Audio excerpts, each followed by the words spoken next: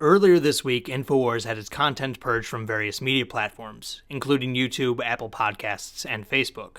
InfoWars is of course run by the infamous shock jock and conspiracy theorist Alex Jones. Jones does have his redeeming qualities. His penchant for invective can be hilarious. I start thinking about Bill Gates up there with that little chicken neck, hopping her now, little murdering eugenicist. You know how he walks, like a demonic elf. Hey, Bill Gates. But past that, I think he's a low-life con man who is a danger to society and has genuinely ruined people's lives. Of course, these platforms were well within their rights as private companies to do this, but I think that they have made the wrong decision nonetheless. Having ridiculous conspiracy theorists running around is a consequence of living in a free society, and I don't think it's the responsibility of YouTube, Apple, or Facebook to protect us from ourselves.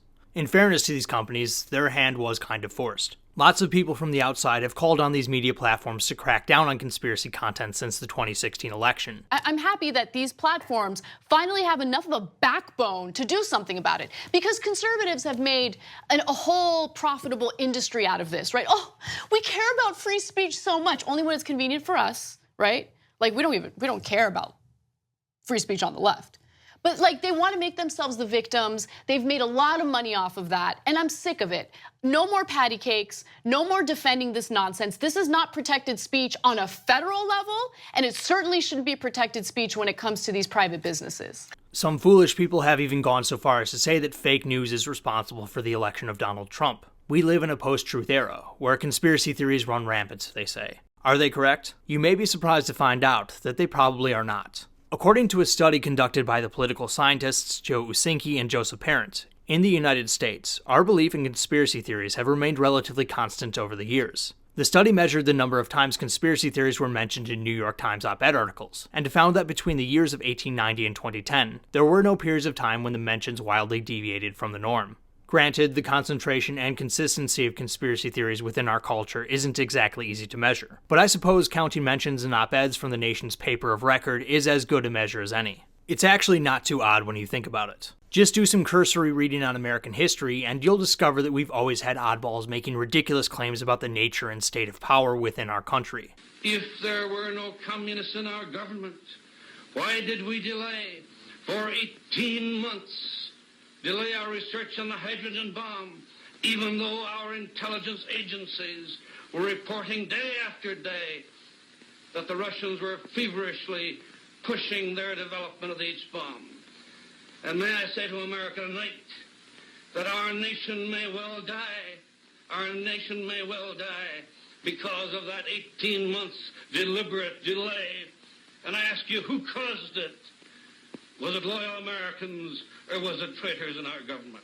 Donald Trump isn't even the first conspiracy theorist to be elected president. Andrew Jackson, the original populist president who Trump is sometimes compared to, also used conspiracy as a weapon against his political opponents. Maybe it's the case that social media has amplified conspiracy theories beyond where they would otherwise be, but I remain skeptical. I don't believe we live in a post-truth era, because that would imply that at some point we lived in a time when the truth really mattered.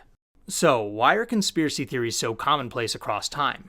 There are probably a number of reasons for this. One that cannot be ignored is the fact that conspiracies do happen from time to time. Personally, though, I think that's the exception to the rule, and that a far more important factor comes from psychology. We know from evolutionary psychology that people typically arrive at positions for emotional reasons, and then they use their rational capacities to justify taking that position. Jonathan Haidt uses the analogy of the elephant and the rider to describe this phenomenon. The mind is divided like a rider on an elephant, and the rider represents your conscious verbal reasoning, the stuff you're aware of, the stuff that uses logic. And everything else is the elephant. It's the automatic processes. It's the 99% of what's going on in your mind that you're not aware of. And what the advice boils down to is most of us spend a lot of our time trying to persuade other people's riders. We give them all these reasons. Here are the 7 reasons why you're wrong or why you should see it my way. When in fact, the way to persuade people is to speak to the elephant first. The elephant is a lot stronger than the rider. If you get somebody feeling the truth of what you're saying or feeling that they like you or like what you're saying, and the elephant kind of wants to go in your direction, then it's effortless to persuade the rider to go along. But if the elephant is digging in its heels, the elephant doesn't want to go, doesn't want to be dragged along by you to the conclusion that you're trying to get him to, then there's really nothing you can say that will persuade the rider. Another term for this is motivated reasoning. People frequently believe that something is true because on some level they want it to be. But why would somebody want a conspiracy to be true? Evil, powerful people running the entire world behind closed doors and misleading the public with their propaganda sounds awful, doesn't it? Well, there are actually several reasons why people might find this appealing. First of all, by believing in conspiracies, you get to be part of a skeptical elite. Conspiracies are by their nature secretive, and believing in them almost by definition puts you in the minority. Hence, if you're a believer, then you necessarily think that you are privy to information that others are not. As an example of this, let's listen to the amazing atheist explain the Trump presidency. You know this fucking Trump administration is a giant fucking distraction, right? Fuck them Mexicans, man, they're a piece of shit, I'm Trump, and then everyone's like, oh my god, Trump's bad, Trump's bad. And then a few people are like, no, Trump's good, Trump's good. Oh, how can you say Trump's good when we say Trump's bad? Well, we say he's good. Well, we say he's bad. Well, fuck you, we're gonna impeach Trump. Well, if you impeach Trump, we're gonna do the Civil War. And the people who actually control everything, they just kind of sit around and go. While most people are fools being led about by wicked elites, TJ is one of the few who is intelligent enough to see through the smokescreen, or brave enough to acknowledge the world for how it really is. One of the sheeple he is not. As David Aronovich wrote in his excellent book, Voodoo Histories, a conspiracy theory is likely to be politically populist, in that it usually claims to lay bare an action taken by a small power elite against the people.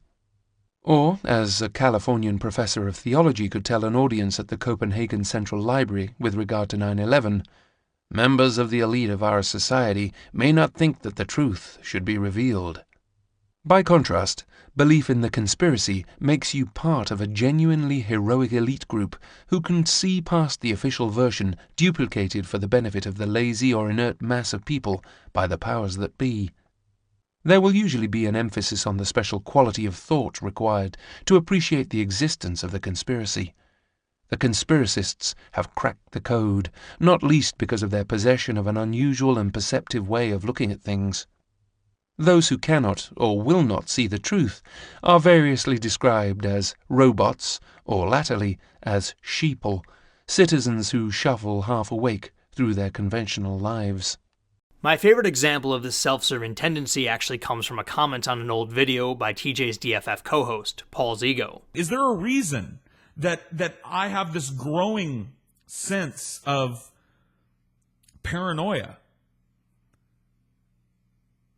Every year it seems to get worse with me. Every year I get this more and more pervasive feeling that I'm being watched, that I'm being surveilled, that somebody is following me or listening to my phone calls or keeping some shadowy government file on me somewhere. The comment reads, Paul, I think you have summed up pretty well why people of above average intelligence regularly suffer from depression. Every single one of the 42 people who liked that comment considers him or herself to be smarter than most of their peers. And why shouldn't they? After all, they can explain anything. And that's another reason why conspiracy theories are so popular. They offer easy answers. Much like religious people can explain anything they want by saying God did it, the conspiracy theorist can explain anything by attributing it to the will of some nefarious, powerful group. My favorite example of this actually comes from YouTube. When the adpocalypse first started happening, no one had any idea what was actually going on. Of course, that didn't stop the more conspiracy-minded amongst us from pretending to have the answers. Populist political YouTubers on the left and the right were convinced that they were being specifically targeted for ideological reasons. The following videos were made only 4 days apart. There's some fun stuff going on YouTube that's not very fun at all. So this started a while ago where Paul Joseph Watson noticed that people were messing with his videos.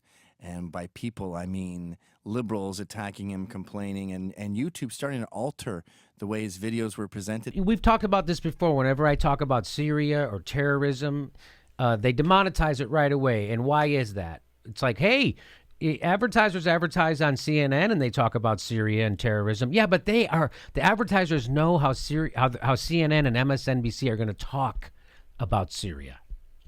They know they're not going to tell you anything different than what the government and the establishment want you to hear. We tell you the other side of the story at Syria. We told you that almost everything that the government's been telling you about Syria is a lie. There's a real censorship movement starting in YouTube, and it's directed against conservatives. This is not just us. That's happened to everybody who's a progressive news show on the internet. They were being targeted by the man for speaking too much truth, because that's how the world works. The same nefarious forces that Jimmy Dore and Gavin McInnes hold responsible for all the other problems in the world were, of course, the culprit behind their troubles with YouTube. We now know that demonetizations were happening indiscriminately, but why bother with evidence when you already know how it all works? The conspiracy theorist never needs to actually know what he's talking about, because he can always invoke bad intent as a stand-in for a real explanation. Jimmy and Gavin are hardly unique in this. Everyone seems to have their own catch-all boogeyman these days. All I hear about from the populist left is how the Koch brothers control our governments by buying every election in the country. There's no negotiation here.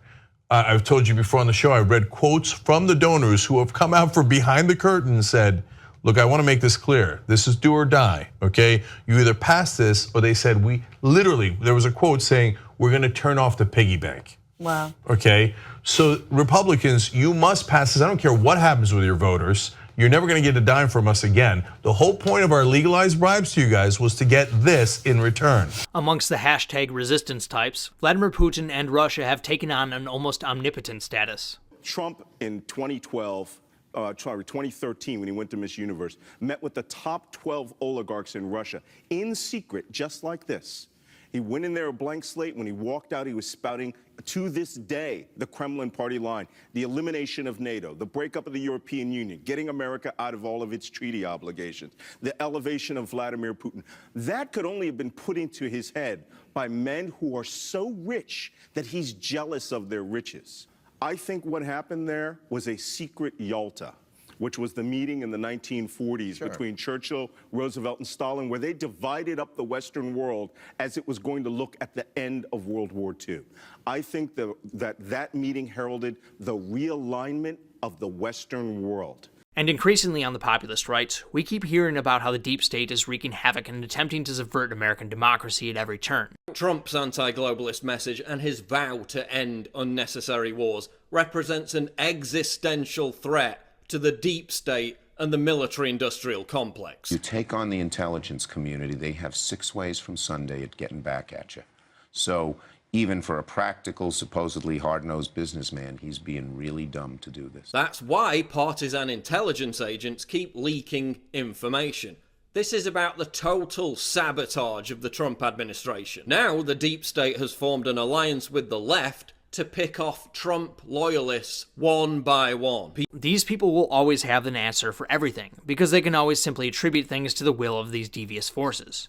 Of course, we do have problems with all of these things, but they're nowhere near as powerful as people think they are. We've heard an awful lot of crowing from the left regarding this new Mercatus study about Bernie Sanders' Medicare for All bill. A Koch-backed organization commissioned a study to try to prove that a Medicare for All system here in the United States, a proposal that Bernie Sanders has championed, would be a complete and utter disaster when it comes to our economy, and that it would just simply cost too much. The only problem is the findings of the study actually indicate that the United States would save a lot more money if we had a Medicare for All system. I believe that we do have a problem with corporate influence in politics. But are we really to believe that the Koch brothers are actually in charge of the country, when they can't even engineer the results of a study? I talked in my last video about the geopolitical threat Russia poses to the Western world. But do people really think Vladimir Putin holds the fate of the free world in the palm of his hand? And that he has selected the President of the United States with the use of stupid memes? Are we really to believe that Putin is controlling Donald Trump, a man who can't even control himself? I don't know what I said. I don't remember. When Vladimir Putin engages in hostile behavior, he is doing so as a means of keeping his tenuous hold on power within his own country. He is operating from a position of weakness, not strength. That is actually what makes him so dangerous. As a libertarian, I have lots of concerns and grievances with our intelligence agencies. This idea that they're running the government from the shadows like Hydra in a Marvel movie is pretty implausible, though. Take Peter Strzok, the man who told his mistress that he would stop Donald Trump from becoming president.